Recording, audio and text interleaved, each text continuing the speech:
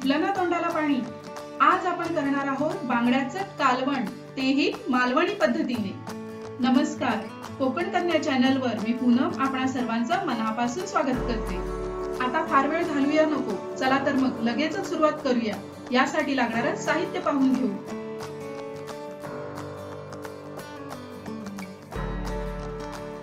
दिलेल्या साहित्याच्या लिस्ट प्रमाणे तुम्ही साहित्य गोळा केलेलं असेलच। आता आपण कृतीकडे वळूया। आता आपण हे 2 बांगडे घेतलेले आहेत, तर यांना हळद आणि मीठ लावून मॅरिनेट करत ठेवायचे। थोडीशी हळद आणि थोडं मीठ, साधारण अर्धा चमचा। तर हे चांगलं लावून घेऊया। रश्श्यात घातलेल्या माशांना मीठ लावून ठेवलं की त्यांना मीठ छान मुरतं, त्यामुळे त्याला चवही छान येते। आपलं मीठ लावून झाले, आता आपण वाटण करून घेऊया। वाटण्यासाठी आपण घेतलंय ओलं खोबरं, त्यात घालायचं आहे अर्धा कांदा, 7-8 लसूण पाकळ्या, 4 चमचे धणे, पाव चमचा हळद, 4 चमचे तिखट, बेडगी मिरचीचं तिखट। आता ह्याच्यात थोडं पाणी घालून आपण अगदी बारीक वाटून घेणार आहोत। पातेलीत आता आपण 3 चमचे तेल गरम करून घ्यायचे। आपला गॅस मीडियम फ्लेमवर आहे। तेल छान तापलंय। आता ह्याच्यात आपण जो अर्धा चिरलेला कांदा आहे तो परतून घ्यायचा।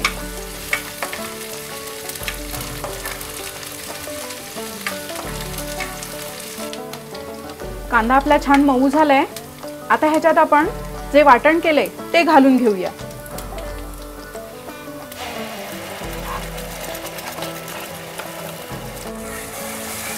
हे वाटण आता छान परतून घ्यायचे आपल्याला।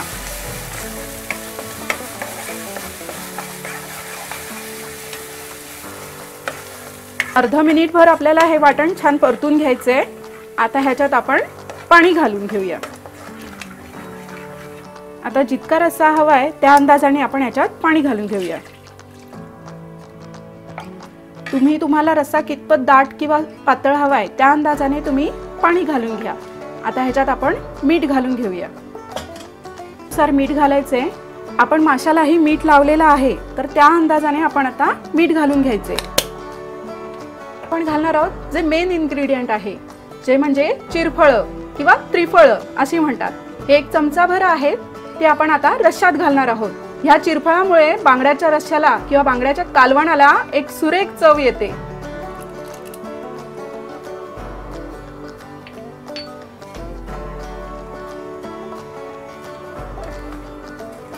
ह्या रश्श्याला आता एक चांगली उकळी येऊ द्यायची आपल्याला। आपल्या रश्श्याला छान उकळी आलेली आहे। आता ह्याच्यात आपण मॅरिनेट केलेले मासे घालायचे। छान एक उकळी आली आहे, ह्याच्यात आपण आता मॅरिनेट केलेले मासे घालायचे।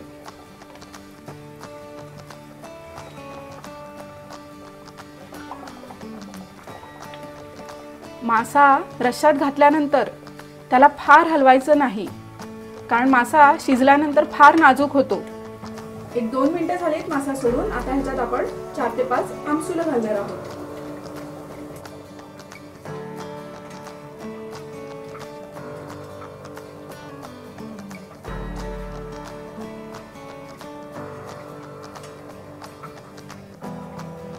आता गॅस आपण मीडियम टू लो मध्ये ठेवणार आहोत आणि ह्याला झाकण ठेवून 10 मिनिटं शिजू द्यायचे।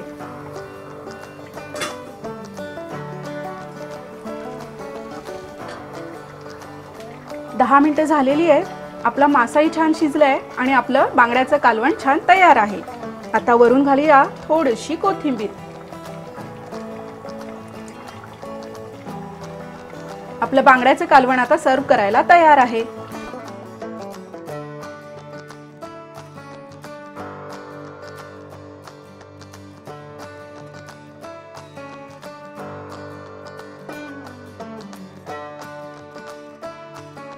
या पद्धतीने तुम्ही बांगड्याचं कालवण नक्की करून पहा, तुम्हाला ते निश्चित आवडेल। आणि कसं झालंय हे मला कमेंट करून नक्की सांगा। धन्यवाद।